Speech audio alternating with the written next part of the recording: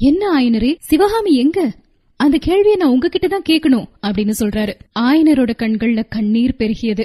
ஆமா பிரபு, ஆமா, என்னதான் நீங்க கேட்கணும். சிவகாமிய இந்த பாவி கிட்டதான் நீங்க ஒப்படைச்சிட்டு போயிருந்தீங்க. நான் தான் என்னுடைய கண்மணிய பறி கொடுத்துட்டேன். ஐயோ என்னுடைய மகளே, பெற்ற தகப்பனே உனக்கு எதிரி ஆகிட்டனே அப்படின்னு கதறிட்டு தலையை குப்புற வச்சு விம்ம ஆரம்பிச்சாரு. மாமல்லர் அவரை சமாதானப்படுத்தி என்ன நடந்துச்சு அப்படிங்கிற எல்லா விவரத்தையுமே கேட்டறிகிறாரு.